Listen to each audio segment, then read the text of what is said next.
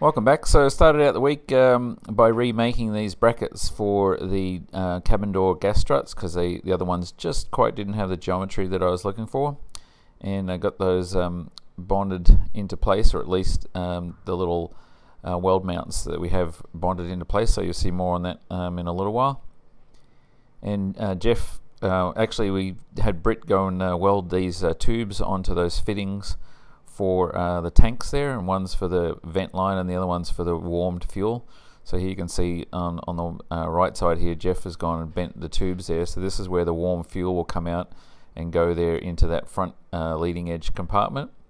And then the other one is the breather line, and that just goes to the highest point in the tank, so any air can escape out and go through the breather line setup that we have. And this is looking through the back wall of the tank there. You can see those two fittings, and they don't have anything hooked up to them just yet, but they're pointing in the direction of where the lines will feed there back into the cabin, or actually behind the cabin, behind the pressure wall. And here's how it looks on the other side. This is on the left hand side of the aircraft. So again, there's the hot fuel or the warm fuel will be coming into that front compartment there, and then there's the breather line there. And then I also cut like a little mouse hole in there, so you can actually look through the opening in the top of the tank there, and you'll be able to see where the fuel drains through there into the header tank, just in case you ever want to look in there and see if there's any sort of dirt sort of blocking it. Back on the doors here, so you can see I've just got that set in place there, and that just shows you how that's all going to work there.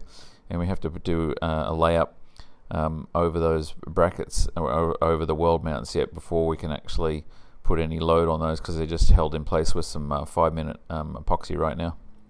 And you may remember this little box thing, which is the Aileron box that sits in the keel, and what we had to do here was drill a hole in there, or cut with a hole saw, a 2-inch one, and make a nice opening there that would allow us to put this sort of FR4 tube in there that basically holds these bearings, so that you can see we cut through there nicely, and that worked out really well.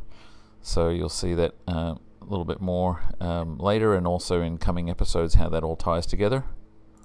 And so now Jeff had everything ready to start bonding in the ribs, or the baffles for the tank. So the last thing to do is just bond this bit of conduit in there. That's going to have some various cables and stuff run along it, and help them to stop flopping around in there behind the back wall of the tank.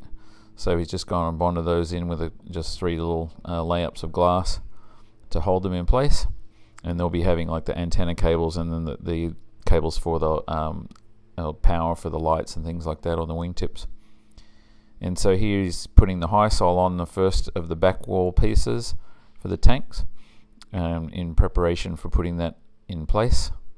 And as you can see, he just puts a nice, fairly liberal layup, or layup on the flanges there, and then carefully puts it into place there. So this is one obviously on the left hand side, and trying to get it laid in place there without sort of smearing the high sole everywhere.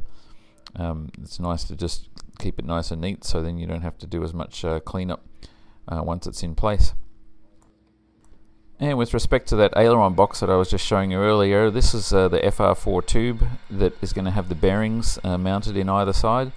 And Britt was nice enough to give me a tutorial on using his lathe, and allowed me to do this, because I need to take this tube down and then create the indents for where the bearings are going to sit. And then I had 2 others, one for the rudders and the other one for the elevator, but you'll see more of those later on. And here's the end result of Jeff bonding in the various ribs or baffles for the tank. This is the one on the left hand side, and he's done that one and the one on the right hand side, so those are all in place now. And what the next step is to basically get the Jeffco painted in there, which basically waterproofs it, or not even waterproofs it, just fuel proofs it, so the fuel won't leak through any of that when it's in the tank. And here's the weld mounts for those door gas strut brackets. And as you can see, I've put some heat shrink on the threads there to protect them when the layup gets put over those. And we've got a few different layups going on in the cabin, so we're sort of saving them all to do at the same time. And there's another one of those FR4 tubes, and then the other one there for the elevator. Those are actually sticking out twice as far as they're going to be. And this is the first one that I did. That's the one for the aileron controls, and that's how it lives in that hole that we drilled out. And it just needs to have another opening cut in the top there for where the actual aileron stick comes out, but you'll see more on that shortly. And just so you don't miss anything, this is the right hand side strake tank there, and as you can see, all of those different baffles are bonded in there. The grey is the high sole there that's holding everything together. So as I said there, this one now is ready. I think it's pretty much ready to have the Jeffco painted in there in preparation for putting the top on. But there's a few more things. We still have to put the fuel level sender unit in. That's going to be in that wall there that you're looking at, and also a temp a sensor as well. And this is that FR4 tube again for the aileron control. It's basically designed so the pressure, it keeps one side of the pressure in the cabin from leaking out, and that's the bearings are actually pressure safe.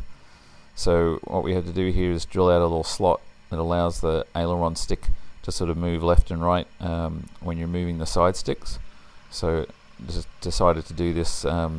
Jeff's suggestion was just use the hole saw and cut one hole and then rotate a little bit and cut another hole and then just sort of clean it up. So that's what I ended up doing there, just using the 1-inch hole saw. And meanwhile, the guys are pretty much ready for the next set of plugs. So this is the plug for one of the covers that covers the parachute strap channels that are on the roof of the aircraft.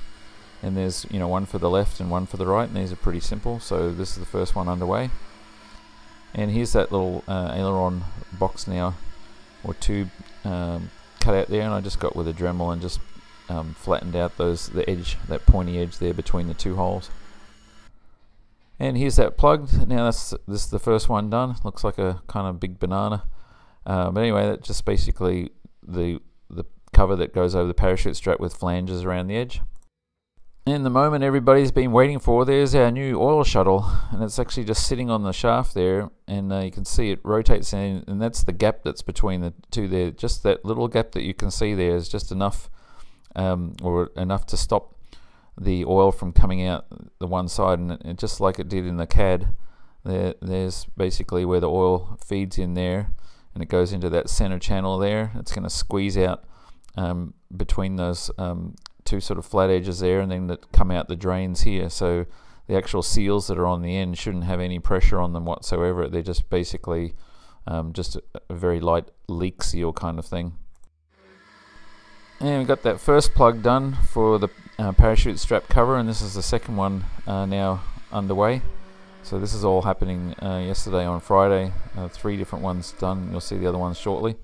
And the guys didn't waste any time in the afternoon of getting that first one cleaned up and getting it glassed.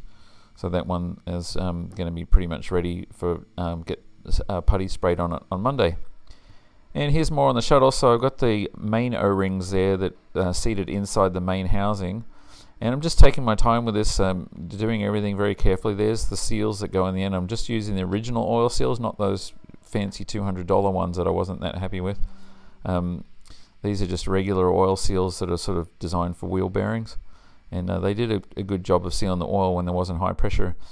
And here's the plug that goes in the top. And again, that has that new little groove that Jeff cut into it on the lathe, on his lathe. And then the O-ring in there, designed to seal that off. So you got 2 O-rings there. And so that's designed to fit in there nicely. And when you push it in there, I've got the edge beveled off nicely so the O-ring doesn't get caught or anything like that. I'm just sort of pushing it up by my hand. It's actually kind of difficult to do that while holding the camera, but as you can see, it goes in there and there's no damage to the O-ring or anything like that. And obviously it gets screwed in there when the housing is around the whole thing.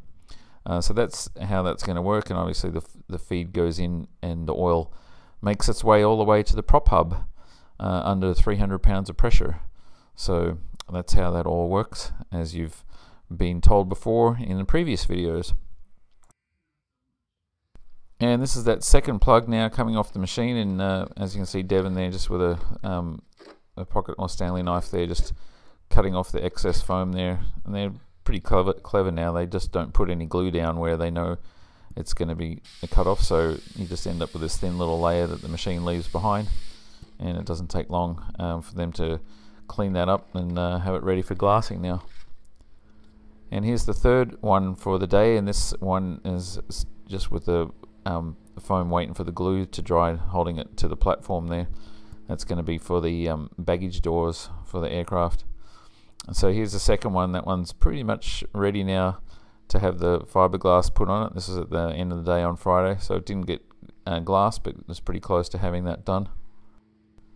And there's the first one, all glassed and ready and finished. So that was pretty good how quickly the guys knocked that one over. Started this morning creating the platforms, and by the end of the day it's already glassed. And here's the third one. As I said, this is the cabin baggage doors, just getting underway on the machine towards the end of the day yesterday, Friday. So pretty nice to get 3 of them down. There's very few plugs left now that you're going to see, and this is about 6 o'clock there on yesterday evening, Friday evening. It's almost done with that, and there was still a ball mill pass to run, but most of the flat mill stuff done. And so it's just the 2 doors there sort of mirrored across one side of the plug to the other. And back on the oil shuttle, so I'm really taking my time on this, and it only arrived sort of after lunch on Friday, so I didn't have a lot of time to work on it, but obviously I'm excited to try and get it back together and see if it's going to work for us, because it's, you know, we've been waiting for it for 5 weeks. So I put those oil seals in there, and now this is where I'm actually pushing the shuttle into the housing there, and there's the O-ring there going past the hole there, and I was careful watching that and making sure it didn't get pinched in that opening, and actually put some oil in there to help it get through. I'm using the old oil shuttle there as a sort of spacer to help push it through. And there you can see it's sort of lined up in the hole there where the little plug goes through, and just very careful when I pushed it in to make sure it got lined up in there. And here it is, and you can see it basically screws in there, and I can't really do it while I'm holding the camera, but anyway, that's how it looks from the front side there, all pushed into place. And so I still got more work to do to put that all together, but hopefully by sometime on Monday it'll be back together, and I'll start putting it on the engine and get our engine running again, and see if this actually fixes our problem for the oil feed, and hopefully no more leaks and the prop works the way it's supposed to do. So that's our update for this week, and thanks again for watching.